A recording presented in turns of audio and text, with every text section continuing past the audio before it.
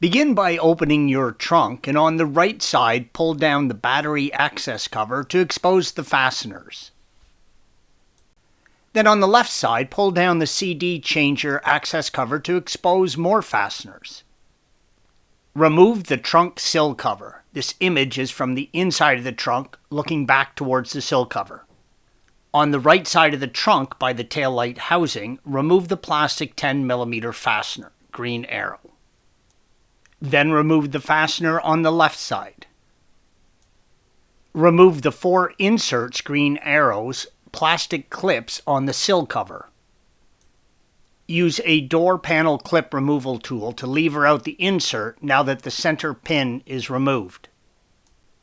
Remove the 3 panel clips, green arrows, that mount the left side CD changer access cover with the door panel removal tool and remove the access cover.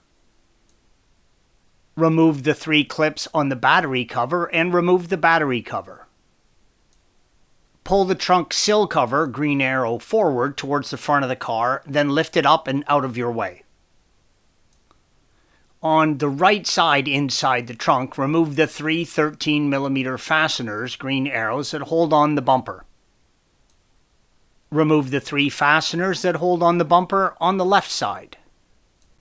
On the left side rear wheel well, remove the 3 plastic clips, green arrows, that mount the plastic wheelhouse cover to the bumper. Then do the same for the right side. Move the bumper assembly, green arrow, back away from the body, yellow arrow. You can pull it out a few inches and it will still stay up resting on the bumper shocks. Pull the bumper shocks out all the way to remove it from the vehicle. There are 2 rubber gaskets, one for each bumper shock. Don't forget to check these and make sure they are in good shape and in proper place before reinstalling the bumper.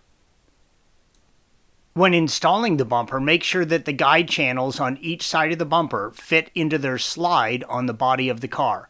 This photo illustrates the right side of the bumper below the rear fender looking at the inside of the bumper. Pictured here is the guide channel, green arrow, on the bumper.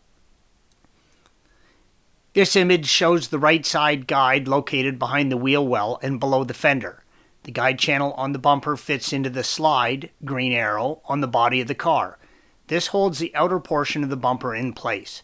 Push the outside of the bumper in towards the middle of the car and at the same time slide the bumper forward until it is fully seated. Installation is the reverse of removal. Thanks for watching. Be sure to subscribe to our channel and check out another video in this series.